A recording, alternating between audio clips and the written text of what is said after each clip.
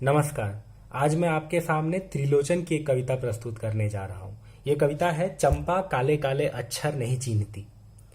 चंपा काले काले अक्षर नहीं चीन्हती, मैं जब पढ़ने लगता हूँ वह आ जाती है। खड़ी खड़ी चुपचाप सुना करती है, उसे बड़ा अचरज होता है।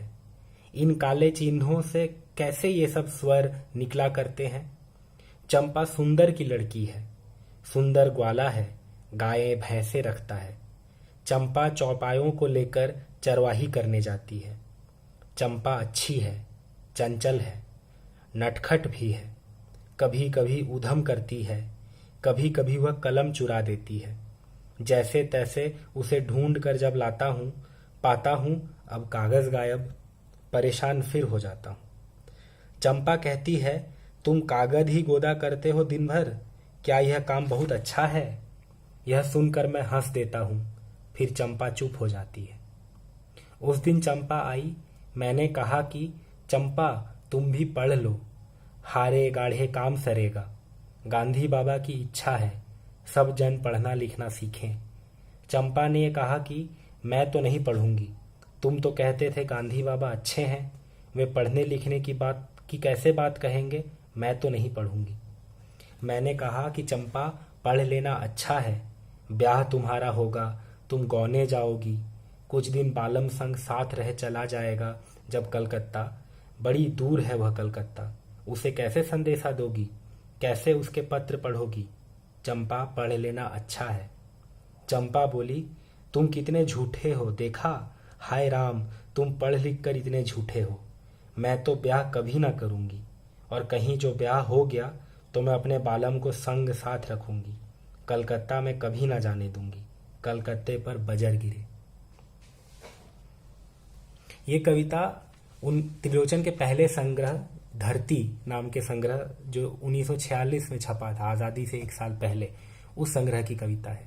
40 के दशक में जब भाषा इतनी क्लिष्ट हो गई थी, अधिकतर हिंदी कवि एक तरह की कविता लिख रहे थे, उस समय की ये कविता है। और आप देखिए कि बिल्कुल जन जीवन से ली गई कविता है।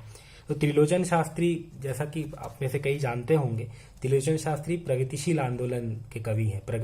प्रगतिवादी जो 3 मुख्य कवि माने गए हैं, बाबा नागार्जुन, त्रिलोचन और केदारनाथ अग्रवाल, इन तीनों में त्रिलोचन को भी गिना जाता है।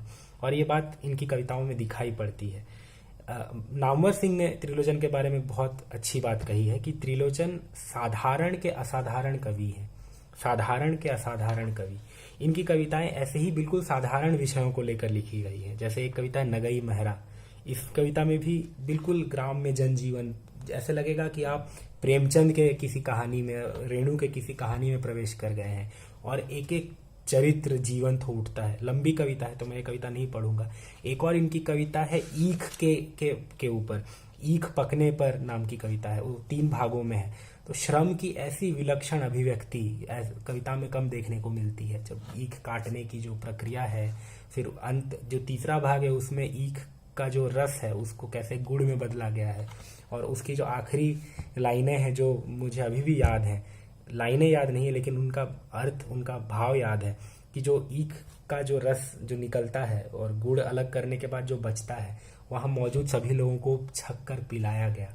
वो इतनी अद्भुत कविता है। एक श्रम की अभिव्यक्ति की कविता के अंत में जिस तरह का एक सेलिब्रेशन होता है, जैसे सब ईख का बचा हुआ जो रस है वो पीते हैं, अद्भुत अभिव्यक्ति है। तो ये त्रिलोचन शास्त्री में देखने को मिलती है। त्रिलोचन शास्त्री सोनेट लिखा करते थे, और इस दृष्टि से वो प्रगतिवादी होकर, और प्रगतिवादियों में बात देखने को मिलती है, वो बहुत आधुनिक कवि हैं। ये एक गलत अवधारणा कभी कभी बनाई जाती है त्रिलोचन के बारे में, कि उनकी कविताएं थोड़ी पुरानी हैं, उनमें आधुनिकता का अभाव है। ऐसा नहीं है। एक बिल्कुल पश्चिमी फॉर्म को लेकर और भारतीय जनजीवन को उसमें गढ़ देना, ये त्रिलोचन द्वारा ही संभव था। उन्होंने 1000 से अधिक सोनेट लिखे हैं अपने जीवन काल में। बाबा नागार्जुन उनसे कहा करते थे कि सोनेट मत लिखा करो यार, लेकिन त्रिलोचन नहीं मानते थे। वो अपनी जिद थी जिसके दम पर उन्होंने इतने सारे सोनेट लिखे, और अद्भुत सोनेट लिखे हैं। उन्होंने प्रयाग के का जो कुंभ मेला होता है, इलाहाबाद का जो कुंभ मेला होता है, उस पर उन्होंने कई सारे सोनेट लिखे हैं। अद्भुत सोनेट है, वो पढ़े जाने चाहिए। इसी तरह त्रिलोचन की एक और कविता है, ये कविता है क्रम।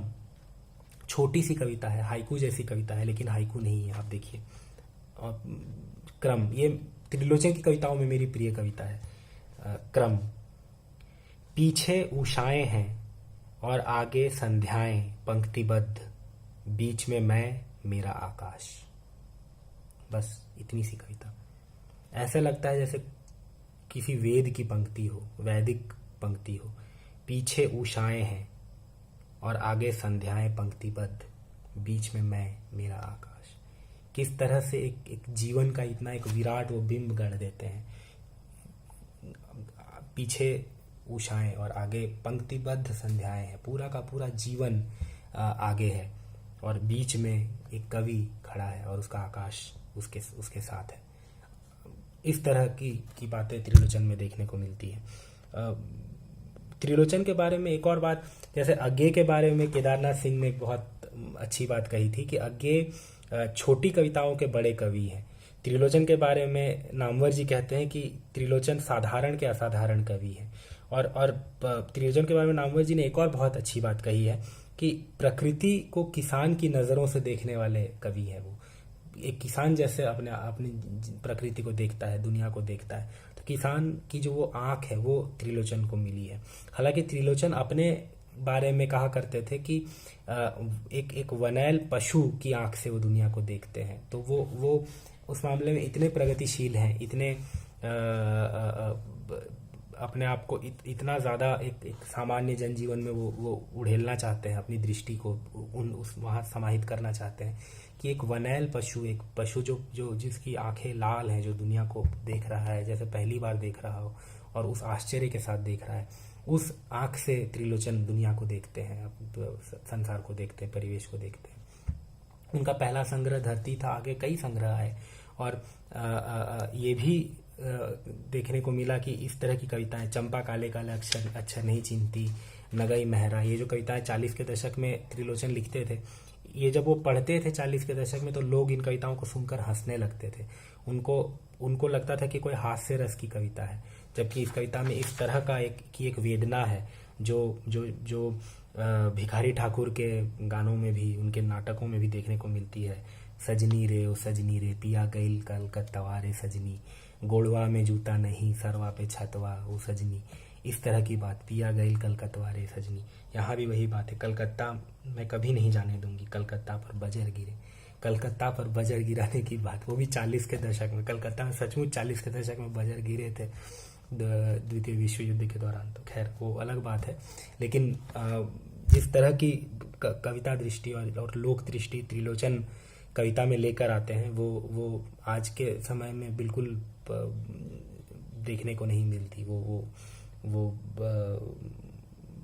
गायब हो चुकी है, और मुझे लगता है कि कवियों को, हमारे समय के कवियों को उस दिशा में सोचने की ज़रूरत है।